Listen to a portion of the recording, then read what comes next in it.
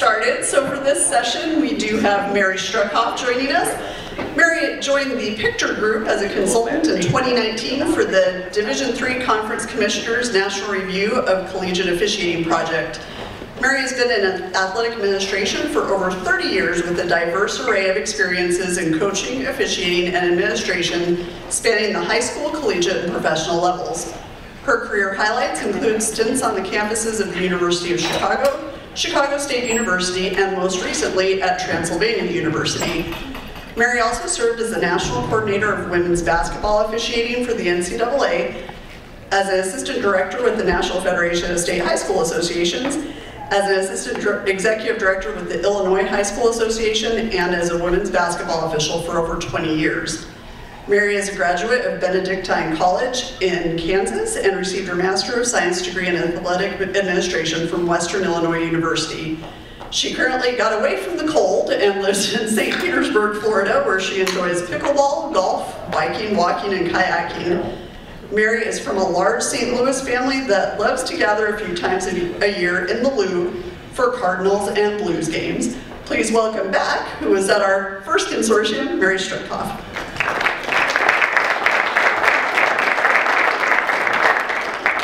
Hello. When Dana said the Lou, I looked right at Butch to make sure he heard that part. But, Butch is a big-time Cardinal Blues fan as well, and so we have that in common. And if you've never been to the Kentucky High School office and seen Butch's office, you might get to see a little bit of Cardinals and Blues things, like bobbleheads over a 20-year span, maybe, or something like that. Okay. Anyway, so on to this. So I am, yes, currently working with the Pictor Group, and I'm going to show you a little bit of the progress we've been making. I have had a very unique career path, and one that is very, very blessed and fortunate to have come my way. But working both at the high school level and at the collegiate level, I've gotten to see a whole lot of things. Some really good things regarding officiating, and some challenges and opportunities, certainly. Just a little bit about the timeline. I think Dana asked me to do this basically because we are in the midst of a plan. And that is the title of the session here today. But the plan is a strategic plan. And just a little bit of history on that. But the D3CA, which is the Division III Commissioners Association, put out an RFP around 2018. The Pictor Group was selected to do that and lead that project. And I got, again, fortunate to be part of that team that would deal with that project over the span of time. So 2019, 2020, we put out our surveys. The NCAA actually got involved and said, hey, we don't want just Division III looking at this. We want Divisions I and II to look at this, and also the national office to be involved in this. So our project went from Division III Commissioners Association to basically all three divisions of the NCAA and, again, the national office.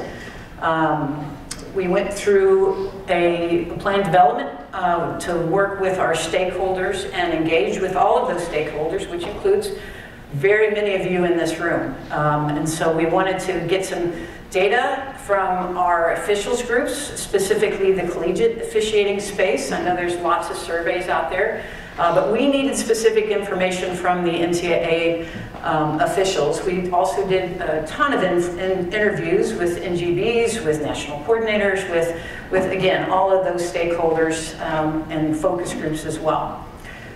We had our final reports in 2020 submitted to the NCAA and the Division III Commissioners Group, and from that, the Division III folks decided to put together, and we assisted with that, a 5-year strategic plan.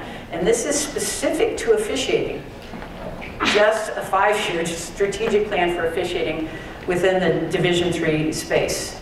So 2021, 22 was the first year of implementation of that strategic plan, and then 22, 23, we are now in our second year. So I am here to represent the Pictor Group and the Division III Commissioners Association with the information we have been compiling. I used this slide last year for Consortium 1, and I'm a visual person. I like to see things and see how they work. And when I tried to figure out the officiating landscape, this was what I came up with. So this is actually much cleaner than I feel like the landscape really is. But I kind of have always seen the officiating landscape as from a national perspective, again, from my experiences with the Federation and the NCAA, in a kind of a vertical and horizontal space. We have our individual sports at the bottom there, and those are our vertical lanes, if you will, by sport. Some of our lanes go all the way up, start at the youth level, go all the way up to the professional levels, and some of them don't go all the way up to the professional levels, like, let's say, field hockey. So, or at least the space that, that it's different than the other sports. We have youth, high school, collegiate, Olympic, professional, and again, that's our vertical plane. But we also have, or excuse me, that's our horizontal plane, our vertical plane being the sports. But those levels get very convoluted. If you look at the collegiate space, you obviously have main players of the NCAA, and then the conferences below them. You've got NAIA, NC, NJC, AA, the nurses also in that. So lots of different players within each of those levels. One of the things that I think is unique, again, and this is my background with the Federation and the collegiate space, is those two areas are really the only educational-based programs. We are dealing with student athletes, students first, athletes second, and in the other spaces, typically they're just athletes, okay? Especially within those organizations. The other thing that I want to specifically take a look at, because I'm representing the D3CA, is the NCAA space. Now, I am not an NCAA employee. I'm no longer an independent contractor with the NCAA, so this is my perspective, okay? Is there any NCAA employees in the room? Okay, good. All right. So let's look at how this works. And I think this is important. If you're from an NGB, if you've never really worked closely with the NCAA, I am just giving you a snapshot of how officials are touched, okay, within the NCAA structure. So we have membership area and we have our national office. If you look on the membership side, obviously you have the different divisions, Division 1, 2, and 3, and those conferences. And Division 3 is actually the largest. It doesn't have the most money, but it is the largest. Division 2 is the smallest, okay? Then you have, again, within the membership areas, you have your conference commissioners. Obviously, and when we're talking about officials, you have your conference sport coordinators and assigners, depending on what level you're in, how much they're being paid, and so forth. And then obviously, they're assigning those officials and working with those officials. The membership area. This is this structure, and I know it's discussed in the Federation level too, but within officiating, we're always talking about responsibility and authority. Who's got responsibility for officiating and who has authority for officiating? When we're talking about authority, the membership side of the officials area really has the most authority. And if you want to know where it lies because they have control over the regular season, right? The conference coordinators are assigning officials for their regular season contests. They can require certain things of those officials in order to get those assignments. Obviously, we know Division 1 gets paid a little bit more than Division 3, or maybe a lot more, okay? So that's where the authority lies, but everywhere along that chain is where the responsibility lies, if that makes some sense. All right, let's take a look at the national office. And again, this is just about officiating.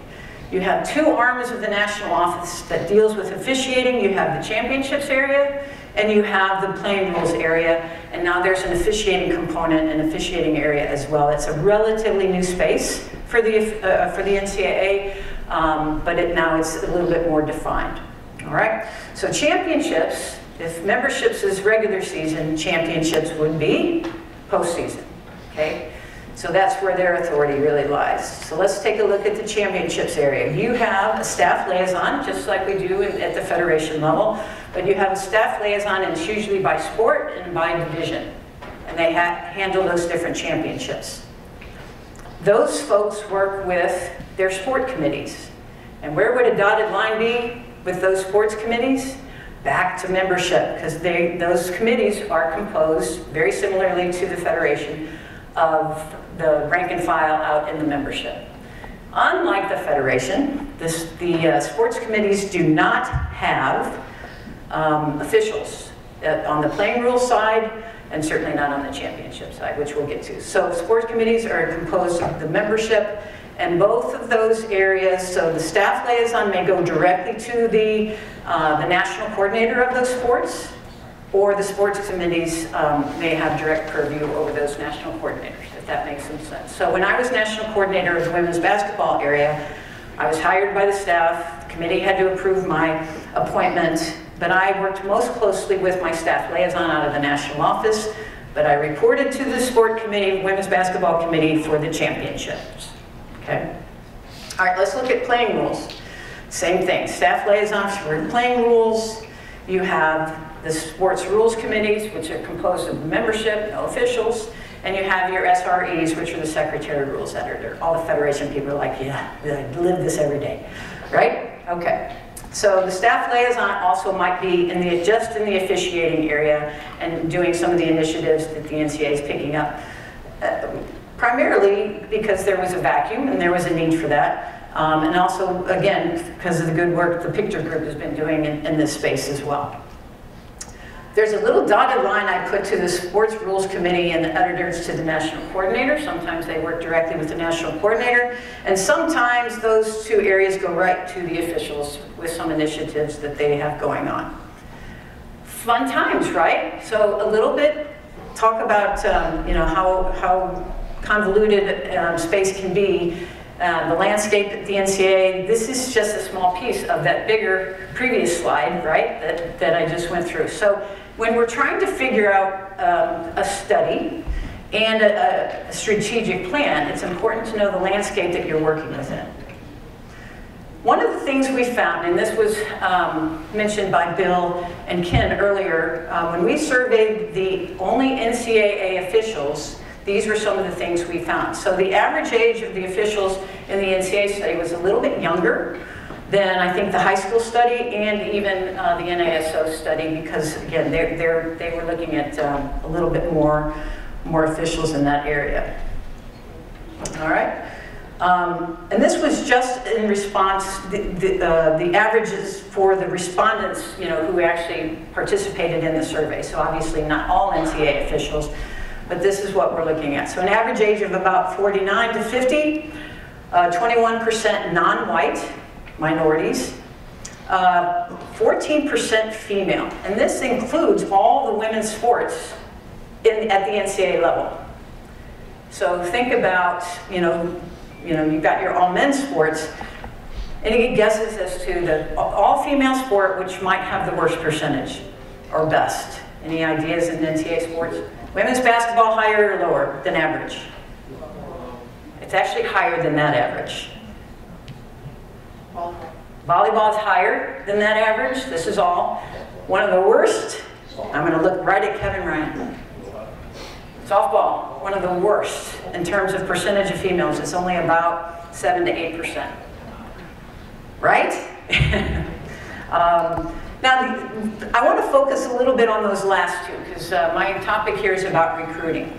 And so when we look at how many average years it takes for an official to get to the NCAA after they've started officiating, and where do folks normally start? They start at the youth level or the high school level. And they normally start at those levels. So if they aspire to get to the NCAA level, on average, depending on the sport, it takes them 8.3 years to get their first NCAA assignment. That's a long time. Now we know that that's not always true. Again, depending on the sport. We have most, and Ken and Bill live this every day, but if they find excellent female officials, excellent minority officials, they move very quickly, right? So that 8.3 may not apply to them. All right. Years of experience, and again, this was just an average for all the different sports, of all the officials that responded to the survey, was 21 and a half years.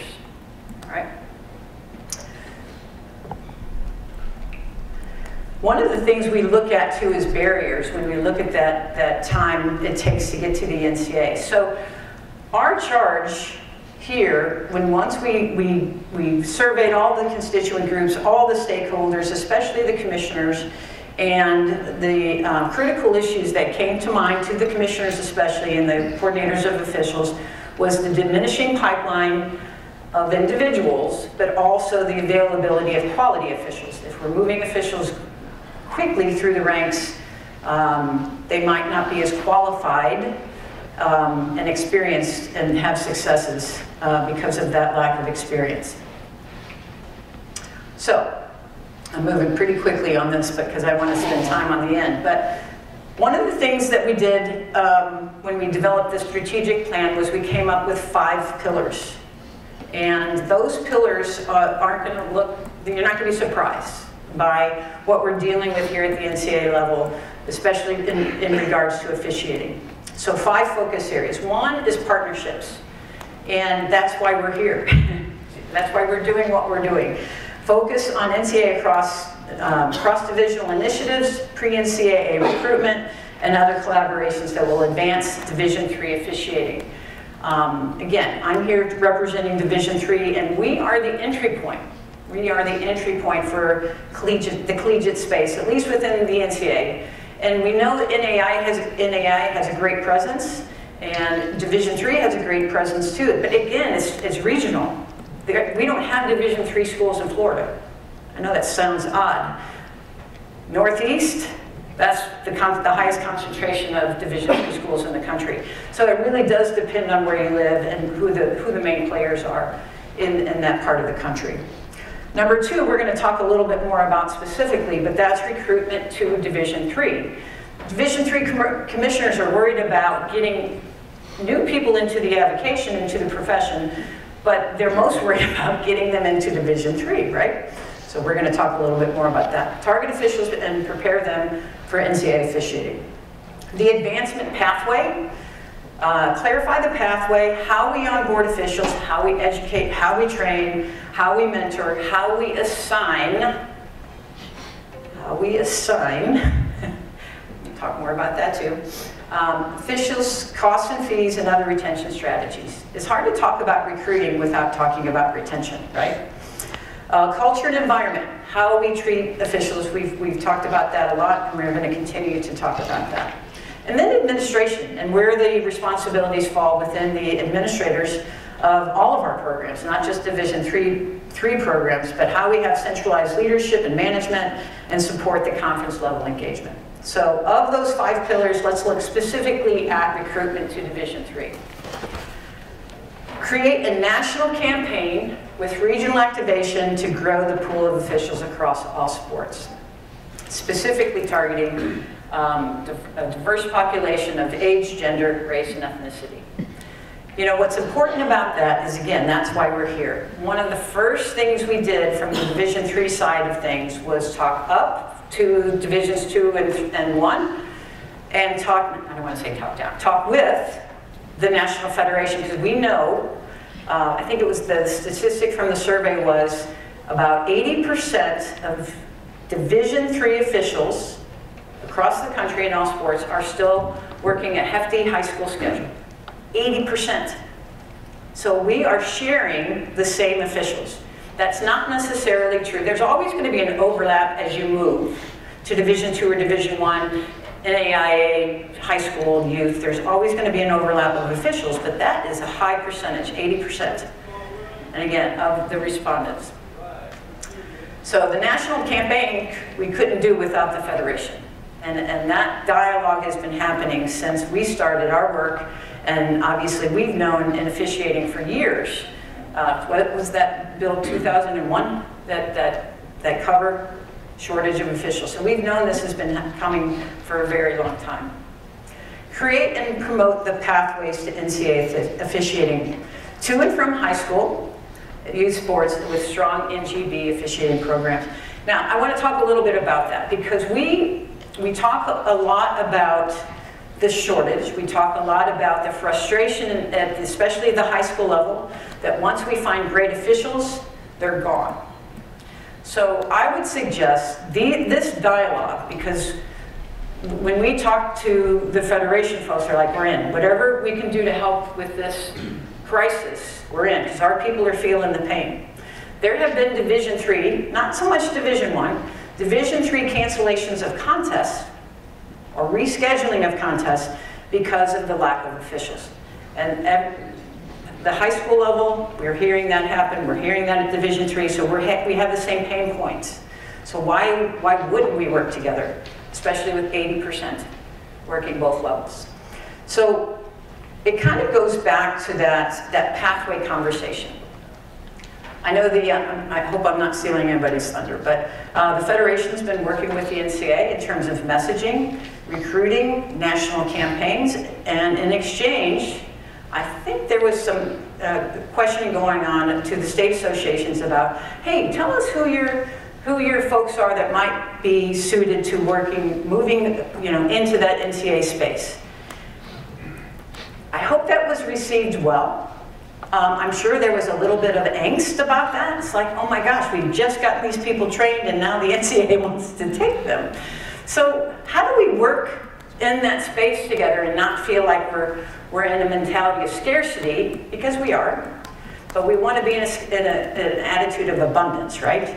We have so many folks we can bless them and send them on our way. One of the things that comes to mind for me, when I first got into officiating, and I got in exactly the way we talked about, I complained about the officials I was watching at one of the high schools I was working at, sitting next to a dad. I said, these guys, pardon my language, these guys suck. And he said, you think you could do any better? And I said, well, sure I could. And I was the gym rat. I wasn't the varsity player in basketball. I was the gym rat, I was the manager, I loved the game. He got me started.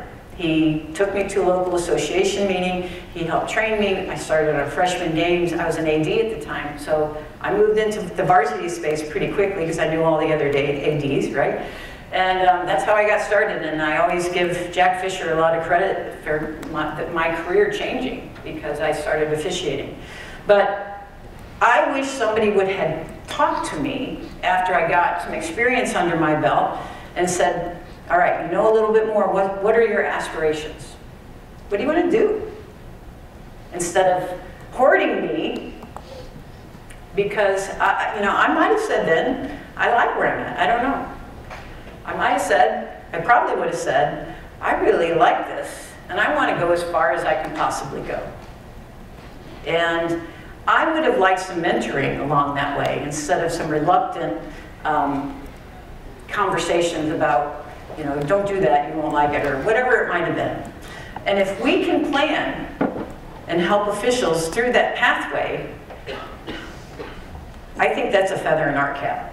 That we've embraced that, we've helped them, and hopefully the folks at the top, because I can't speak for Division I, they sometimes don't think they have a problem in officiating, because they have enough bodies, they have enough money, and it's the Division I folks we need to help fill the pipeline, because they're reaping the benefits of all the training, all the recruiting, everything that's going on that we're trying to do. And we want some help, and maybe it's financial help.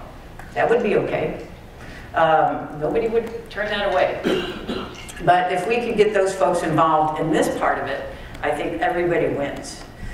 Regional strategies to support coordinators and assigners, camps, clinics, other education. We know our coordinators are our biggest assets and can be our biggest problems. If they don't have all the things we talked about earlier about retention, if they don't have transparency, they assign their friends, or there's no plan. They're just getting warm bodies out there. People aren't having good experiences. We know those are part of the problem. Increase the number of qualified officials using sport-specific strategies. We've got some really good things going on, and I'm going to toot the horn of the volleyball folks for a little bit. Volleyball has it figured out, at least in most parts of the country. They have this wonderful thing called clubs volleyball, and they get a lot of training opportunities for officials in the club space. and then in the youth space, and they're doing a lot of mentoring and a lot of rewards for bringing in and folks and recognizing tenure. I mean, there's just wonderful things going on. They have a convention, and some of you have been to that. They have a convention where their coaches and their officials are together. That's a crazy concept, isn't it? And everybody's kind of singing off the same song sheet. So kudos to volleyball. Some of the other folks aren't doing as well. But you know, they're trying. So in individual sports, there's some really good things happening, and again, in others, they're having their challenges. The barriers. We know there's lots of barriers. Again, we're trying to overcome some of those with treatment of officials, with educating coaches and administrators on how best to work that space, and again, make people comfortable and welcome, and understanding their individual roles. As I mentioned, we believe that Division III is the entry spot for NCAA officiating. So we put this together. It's a little self-serving, but there's a secret. The secret is we put this together for the NCAA Division I folks, because they don't realize who's doing all this stuff. We understand a lot of the training's happening at the high school and youth level.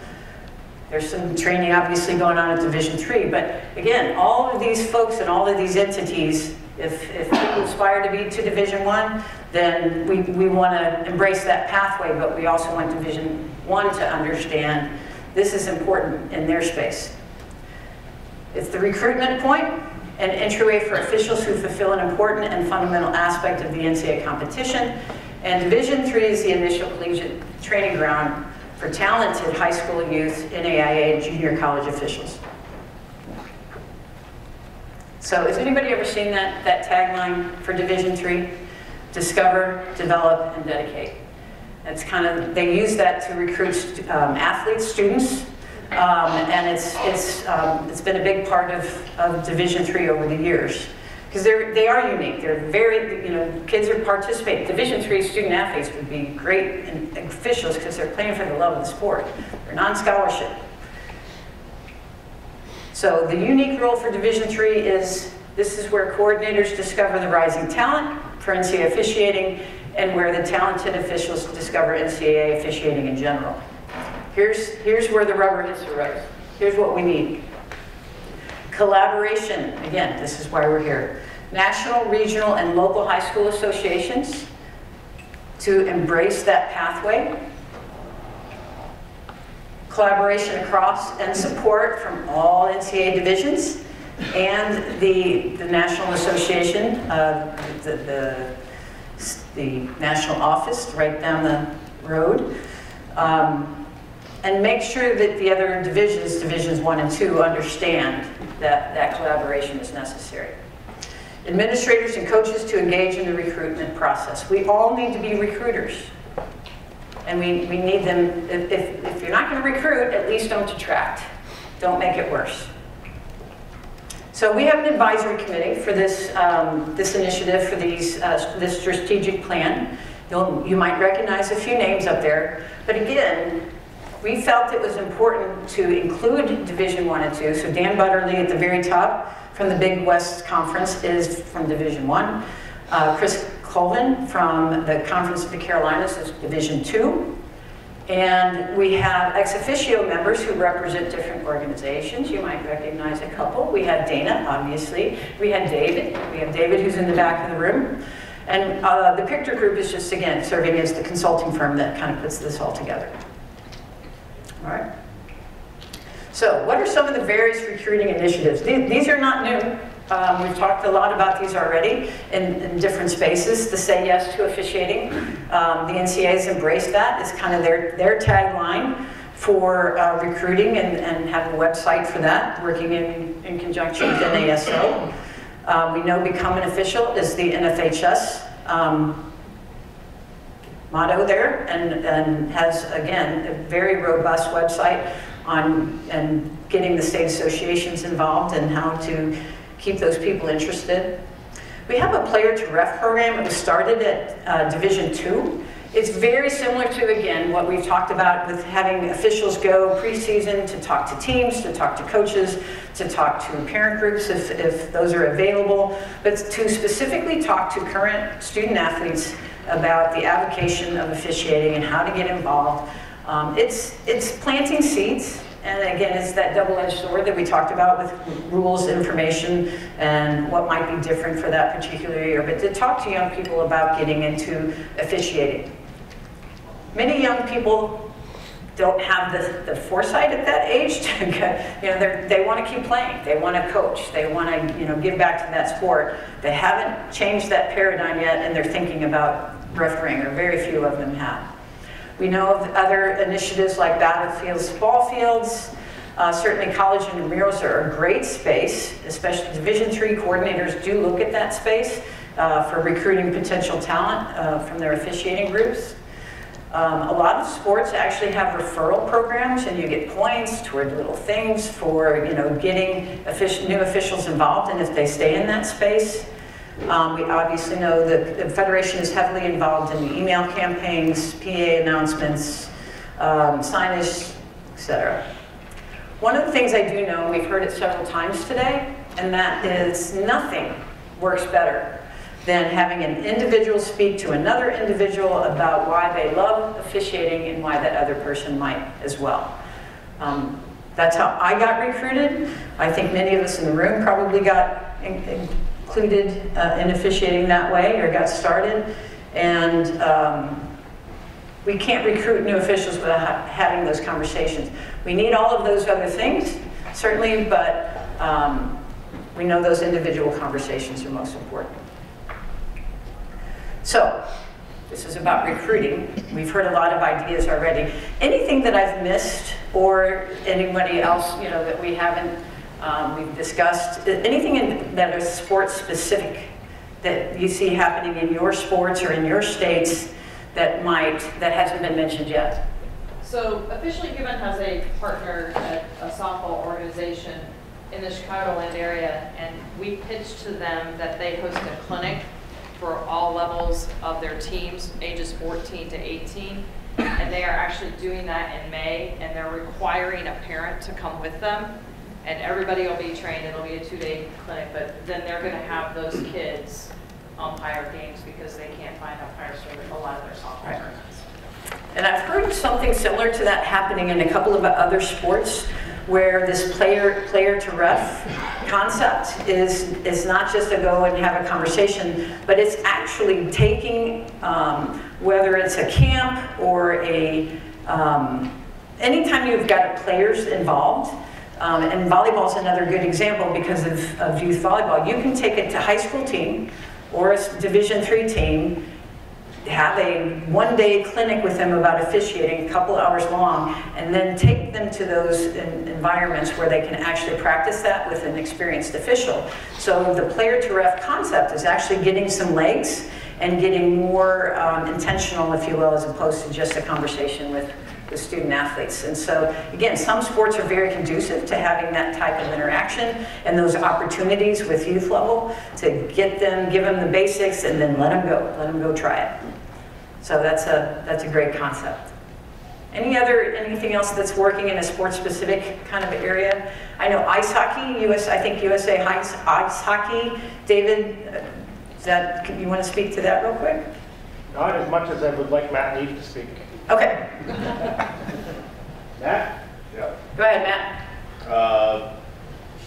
Yeah, basically 40% of our population is under the age of 18. So we have 28,000 officials total. 40% of them are under the age of 18. They're kids that are playing the sport and those types of things. One of the things that we're really focusing on is we're encouraging our local clubs to do a try officiating for free. So they would take like their 14U age group and have those kids rotate throughout the season and go work 8 and under games, cross ice. All of our 8 and under games are all cross ice. They're non-threatening. It's a real informal environment, so to speak. But what we're asking our clubs to do is take their 14U players, bring them and have them rotate through. They'll have a mentor that's out on the ice with them, working with them. and give them a chance to just try it, you know, for free. You'll give them a helmet, you'll give them a sweater, you'll give them a whistle. Spend a half hour with them before they go out on the ice. They'll drop a few pucks. They'll stay out of the way. They'll signal a few goals. There's not really any infractions that are occurring at that particular time. But at that particular juncture, they get a chance to try it without any pressure to continue on. And you know what? Some kids like it, and they want to come back, and they want to do it full time. Some kids don't. At the end of the night, you throw a little pizza at them, or you give them $10 for their trouble, or at the end of the day, and all of a sudden now they're getting something in their pocket or their bellies, and they're feeling pretty good about it. So that's one of the types of things that we're really trying to encourage and work with our local clubs and our affiliates with, is to promote that type of thing. So then the next season now, if they try it, they see it's something that they like, they can go through the process, the registration process, and the education process part of it, and become full-time officials at that point. So that's just one initiative that we're doing at the youth at the club level to try to get the interest there. And you know, we'll see where it goes. But it's really kind of sort of the first year that we focused on that. And here's why that's so important. I mean, think about ice hockey. Let's think about that. You can't just go and recruit people off the street, right? They've got to have a certain skill in order to succeed, and they have to have that skill at a fairly high level, right? You can't just be wobbling out there, you know, ice skating. So, but why wouldn't we target players? They already have a developed skill that's necessary. They love the game, and again, we can't just go to the general population and just pluck people up. I remember one of our dear friends at the high school level, Henry Zaborniak, would tell me a story about they were doing some recruiting pushes in Ohio, and ice hockey was one of the sports they really needed some help. So they were going to do this clinic at an ice rink, and a gentleman showed up who had refereed in other sports and thought he'd give it a shot. Well, he came in tennis shoes, and he's like, well, you got to skate? He goes, nobody told me I had to skate. It's like, thank you for coming, and stick to the other sport you were doing. Anyway, but if we can do that with, and there's some talk again with soccer, I know, and in a few other sports to kind of fast track, and we get nervous about that term, fast tracking officials, but taking some current student athletes who have the skill set and trying to give them some unique training and development opportunities so that they can go right to Division III and bypass perhaps the youth level or the high school level, so that they can, because they have certain skills, especially in you know, catchers in softball or point guards in basketball or whatever it might be, who, you know, their training from their position is to see kind of the whole field or the whole court or whatever it might be. So there is some of that happening in some regions of the country, some locations in the country that can really tap into those current student athletes and get them moving in quickly. Any other ideas that anybody wants to share? Sure, go ahead. Good morning, everyone. Chris Newsom, representing NERSA and University of Central Florida. So I'll do two real quick. One, I was in a conference that NERSA hosted a few years ago out in Oklahoma City, and the presenters shared the salaries that officials make at the different professional levels and some of the stuff related to the college levels. So for our students who are making anywhere between $12 and $15 an hour officiating intramural games on our campuses, when they saw some of those numbers, they said, "Oh, okay, I didn't know I could do this.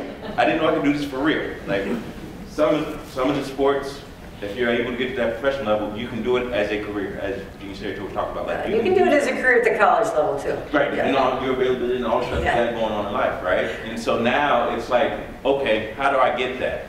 Now it just depends on each of those institutions, if they have the resources, such as you all, to share with their students, hey, go talk to this person, because once again, coming to these type of conferences help us as NERSA to share these resources with our students who want to move on, but they don't know how to move on, right? And the other thing that NERSA does is when we host our national tournaments, specifically with basketball, we invite clinicians that are D1 level, D2, D3, whatever, professional, come and talk to those student officials before the tournament starts, to train them up a little bit, but also encourage them that they can do this, right? And then throughout the weekend of the tournament, they're kind of evaluating, giving some observations, giving some feedback to those students, and for some, it's inspiring, right? They're like, ooh, this is really awesome. Or now they have a new mentor. So even if I don't get into it, I can still reach out to a JB Caldwell and say, hey, what are you looking for in that next official, right? And so it's important for us to, once again, I really like the comment that I hadn't thought about earlier, right? Where local associations might not want those intramural level officials because they're gone in 2 or 3 years because they graduate from that college and they move on to whatever city.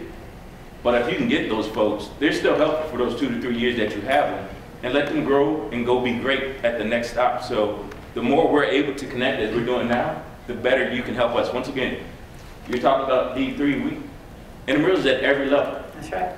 So if we can work with you, we would love that opportunity. I know a lot of state high school administrators would love to be at those championships as well, just to talk to them about what it's like to be, you know, a state, you know, a high school official. And so, again, embracing the state associations across the country. We have NCAA has championships in a lot of different states, and that's where that synergy is happening with the National Federation and the NCAA. And certainly we want that to happen at NAIA level, at the junior college level, and so forth. There was another, yes? Yeah, hi, Billy Martin from New Jersey. New Jersey State Interscholastic Association got a $300,000 grant to bring in 1,000 officials. So officials that got through the program this year got a $300 rebate directly from the state association once they refereed their season, which was great. Worked great in football, soccer. We're in our basketball season right now, so those people will get it. I think that money will run out because I think we're probably going to get more than 1,000 officials for that effort, which is pretty good. I represent basketball and the state interpreter for basketball, and specifically IBO is the International Association. We have about 15,000 officials. We have a junior program for 16 to 18-year-olds that any state association that's an IBO affiliate can run. That's starting to take off right now. And also IBO University, now people, which is great because people can go to the national website, we don't even know who they are. They're like, yeah, I want to become a basketball official. They sign up for IBO University, then the local chapter gets notified, and then we start that touch point follow-up. They can actually take all the classes online, take the rules test online, so it's actually pretty good. So I think we've done a really good job of recruiting. We're not there in the retention yet. So we're working on it. I know. But did your ears perk up? What did your ears perk up on? $300,000 grant. Yeah. Where did that, do you mind, can you I tell think us? it was the Department of Education somewhere. I don't know exactly. You don't have to kill us if you tell us, right? Okay. Wow, so that's an opportunity that might be existing in other places. So we're almost out of time, right? But yeah, one more. Yeah, real quick, last April I thought we heard a really good presentation on developing a school curriculum where our teachers and our coaches can actually teach a class on officiating at their school. And I think as we, and by the way, I represent coaches associations throughout the nation. And we started that, but a lot of school districts were unable to do that because of the financial restrictions they had starting another class and all. So in many high schools what we started doing is starting up officiating clubs where the coaches could actually have a club setting, bring in their student athletes, also other students, and actually do it within a club setting, and actually be the liaison with maybe the association commissioners, so that these high school students started doing youth games throughout our states this last fall and all. And so I think, you know, if we can start a curriculum, great, but if not, think about clubs within your schools. Awesome, that's a great idea. Yeah, that presentation I shared was amazing. And Indiana, I'm hopeful we can get an update maybe from someone in Indiana if they're still doing that. I know Sandra was kind of spearheading that last year. Right, this year. Okay, just I would love to know if that's taken off and you know how well it's been received. It has been received very well. Good. Woohoo! Yeah, we're using resources too. We have, I think. That's a whole different presentation probably. Okay, all right. Yes, sir. Perfect segue, and to piggyback on Zach Stevenson from New Mexico, Dana turned us on to what Indiana was working on And what we're currently working on in New Mexico is getting officiating classes and resources available to our schools. We're currently doing it in 3 models. We have fully online, we have hybrid that we're teaching also at one of our universities. I'm actually teaching the class. And we have butts and seats. We have schools that are offering it as courses. One of the things we're looking for help on is a shared curriculum. For those of you actually in the schools and curriculum-based, it's that same concept of shared documents, shared folders. We're using a Google Drive by sport with resources. RefReps is one of our modules that we're using within those teaching pieces. So if that's something you're interested in, please come see me because we're looking for collaborators. Washington's on board with us. Thank you, Todd. Michigan is on board with us, and that's kind of where this started about 25 years ago. So it's not new. We're just kind of rejuvenating and breathing some life in it. But I'm looking for some course content people. It's completely free. We're not looking for this to be a financial burden to our schools at all. And so if that's something you're interested in, come see me. And thank you so much. And I guess what I want to leave with, number one, my contact information. I'm trying to get into the high-tech stuff. If you scan that, you should get my email and phone number. But is again, just this sense of collaboration and working together to make this all better. The landscape, as we know, is very convoluted, it's very complex. But when our organizations can all work together to recruit and retain and help officials, because really we want them to succeed. We want them to enjoy the avocation. We want them to get on the path that they want to be on, and we want to embrace that.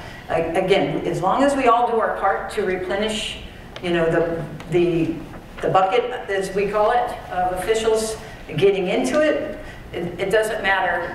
There's a sense of abundance, and people are happy, and they're succeeding, and they're elevating their own careers, and we're backfilling to bring new people in. So as long as we all collaborate, I've heard before, stay in your lane, Mary, stay in your lane. And I don't always like to stay in my lane, but I just want to know I'm on the same highway as everybody else that's staying in their lane. And as long as we're all working together, we can kind of cross paths, and we're all going to get to the same place together. So thank you very much. Appreciate it.